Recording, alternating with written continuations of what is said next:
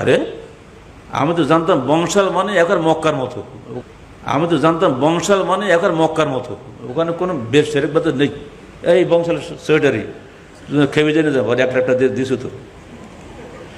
বংশাল মানে আহলে এসে মক্কা, বংশাল মানে আহলে এসে মক্কা, বংশাল মানে আহলে এসে মক্কা ওখানে। নাউজুবিল্লাহ মিন জালিক।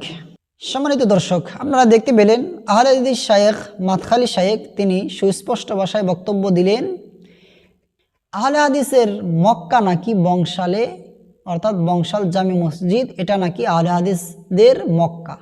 নাউজুবিল্লাহ। আর কেনই বা তিনি এই কথা বলবেন না?